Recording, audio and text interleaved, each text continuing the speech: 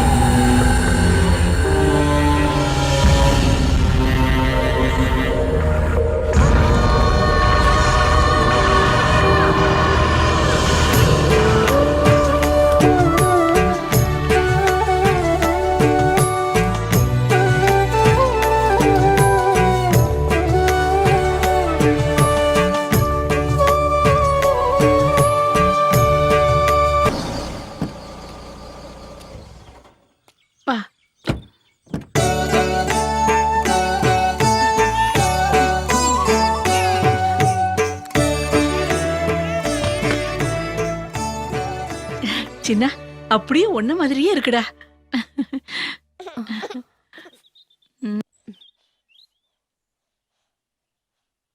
Aunty,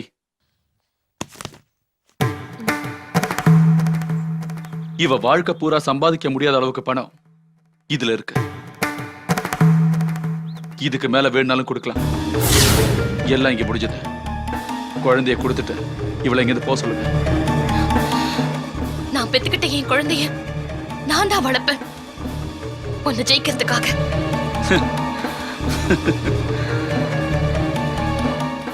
உனக்கு நான் ஜெயிக்கணும்ல? ஆமா, நான் உன்னை ஜெயிக்கணும்.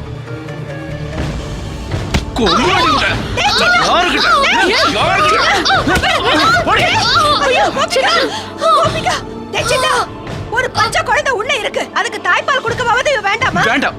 அனாத பசங்க யாருமே தாய்ப்பால் குடிச்சு வளர்றதே இல்லையே. இவ இனிமே இங்க வேண்டாம். போடிங்க இருந்து. இப்படி காட்டு மிராடித்தனமா நீ நடந்துக்கிறதுக்கு நீ அனுபவிப்படா. மனசு வெந்து போய் சொல்றேன்டா. நீ நல்லாவே நீ விடுற சாபம் எல்லாம் ஒண்ணு பண்ண போறது இல்ல. விடு. இவளை இங்க இருந்து கூட்டிட்டு போ. போடிங்க இருந்து. வேண்டாம்டா. போடி. சின்ன, நான் உன் அம்மாவா சொல்றேன். தாய்ப்பால்ல தாண்டா குழந்தையோட உயிரே இருக்கு. தயவு செஞ்சு அவனுக்கு அனுமதி கொடுறா. 2 மாசத்துக்கு அவன் இங்க இருக்கட்டும்டா. சொல்றத கேளு சின்ன. உன் குழந்தைக்கு உயிர் பிச்சை கொடுறா. 2 மாசம். சரி, அதுக்கப்புறம் இவன் இங்க இருக்கவே கூடாது. சரி.